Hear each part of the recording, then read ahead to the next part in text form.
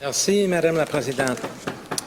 I want to start out by thanking the members of the Environmental Rights Caucus of the New Brunswick Environmental Network for developing and publicizing a model bill of environmental rights with a special focus on children. They've been at this since 2009 and have benefited from the input from a tremendous number of legal experts over that time to bring them to the final version of the bill, and this bill, Bill 19, replicates their model bill. Madame la Présidente, les approches législatives traditionnelles en matière de protection de l'environnement, telles que les lois sur la propreté de l'environnement, la pureté de l'air et la propreté de l'eau, se sont révélées inadéquates pour préserver la santé publique et maintenir l'équilibre de la nature. The evidence, Madam Speaker, that the traditional approaches to environmental protection, while essential, like the Clean Air Act and the Clean Water Act, in the end are not sufficient by themselves. The evidence is all around us.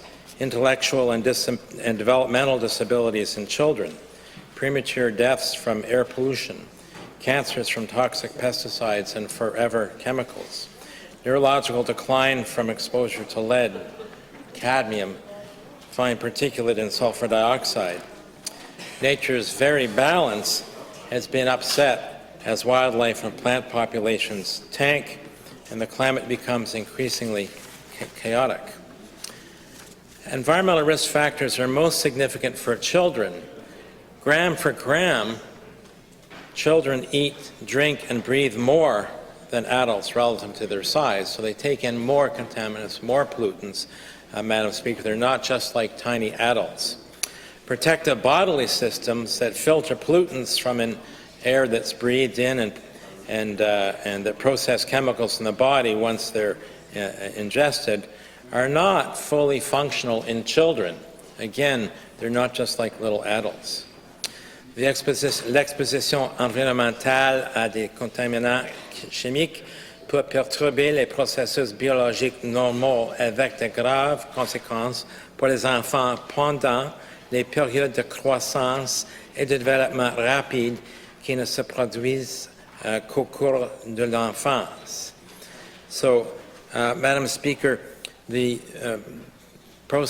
time of exposure to particular contaminants in the environment for children is also, during their developmental process, is also quite significant. So, for example, Madam Speaker, where manganese in drinking water isn't necessarily a problem for adults, Madam Speaker, if the maximum acceptable concentrations of manganese in drinking water have been exceeded as established by Health Canada, then that can have similar effects on the development of infants and toddlers as exposure to lead does in terms of their intellectual development, Madam Speaker. So it's because of their exposure at that stage in their development that if drinking water contains maximum concentrations above the maximum acceptable levels, during that period of their life, that earlier period of their life where they wouldn't have the same impact on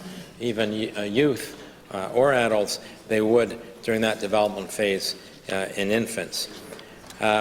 Les Verts estiment qu'il est temps de reconnaître dans la législation provinciale un droit humain substantiel à un environnement sain et écologiquement équilibré. Bill 19, an act respecting the right to a healthy environment, proposes to do just that, and you'll see it in Section 7. The bill would oblige the government of New Brunswick, if this were adopted, to protect a substantive right to a healthy environment with a special emphasis on protecting the rights of children and other vulnerable populations for the reasons I just outlined.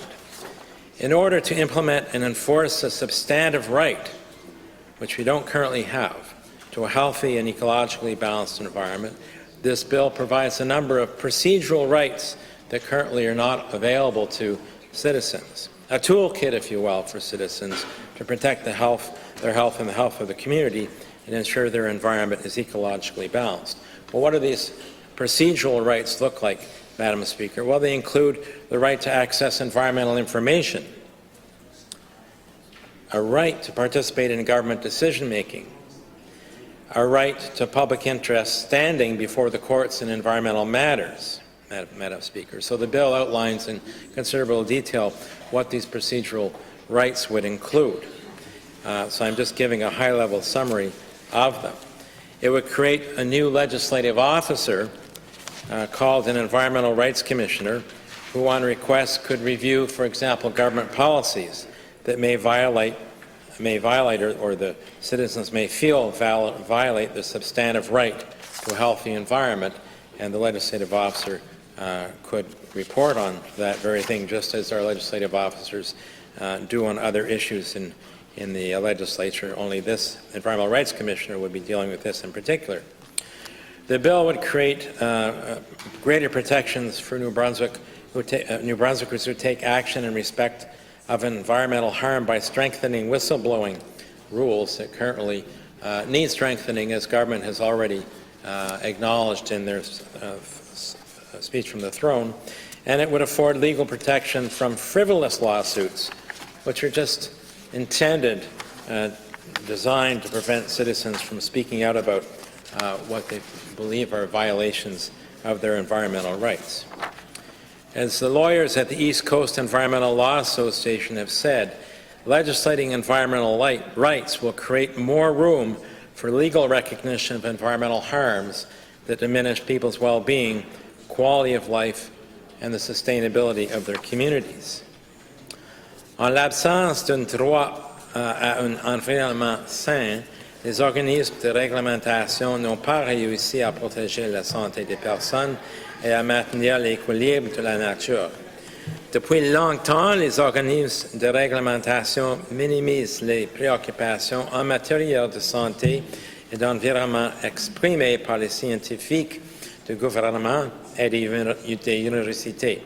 And there's plenty of examples of this, Madam Speaker, where scientists have struggled for a long time, whether they're in government or universities, to try and move the bar on protections for people's health and the health of the environment based on the weight of the scientific evidence, but it's taken them years and years. Look at DDT as an example. It took a decade to ban this persistent, bioaccumulating, and particularly toxic pesticide, despite years of scientific evidence of harm. Years and years. You may remember, Madam Speaker, that this was written about in Silent Spring, a whole chapter on New Brunswick, actually. It was published in 1962. So that's a good example, and in fact, its impacts continue to be felt in wildlife today. We've seen major research that has found high levels for wildlife who eat trout that are present in trout caught in the lakes of New Brunswick from the areas that had been most heavily sprayed and repeatedly now a half-century ago. Furthermore, the science is telling us that past exposure to DDT induces genetic changes that are passed down to subsequent generations. And this is incredible. And the weight of the evidence is very convincing, which leads to the inheritance of obesity, diabetes, and reproductive impacts from parents or grandparents who were exposed to DDT repeatedly.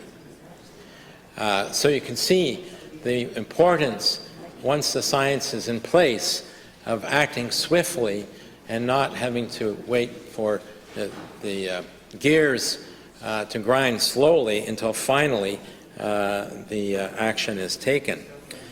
We can look at glyphosate. Emails obtained by Canada's National Observer revealed that the Deputy Director of Agriculture and Agri-Food Canada, where the pesticide regulator is situated, raised the alarm about the growing scientific research concerning the health risks of glyphosate, including its role in harming the nervous system and causing cancer. He wrote in these emails to Health Canada and its superiors that regulatory decisions for the chemical were failing to reflect the most modern research on the product's toxicity, yet Health Canada's study a Health Canada study concluded that the average Canadian now has detectable amounts of glyphosate in their urine. Earlier this year, the Federal Court of Canada ruled that the federal regulator renewed approval of a glyphosate product in 2022 without considering new science on the risks.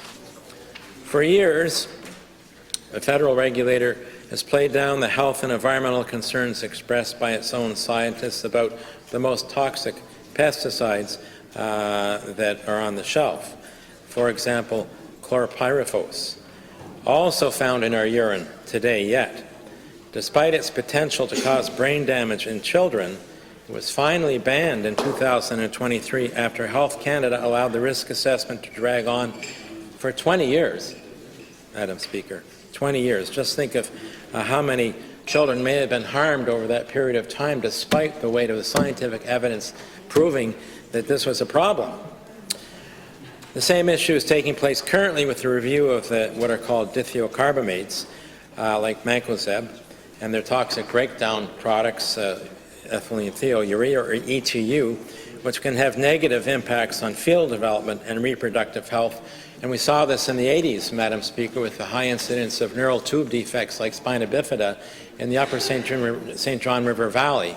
And a considerable amount of work was done looking at that at the time. When we look at other commercial chemicals that enter our environment in other ways, through the air or through the water, we see similar problems.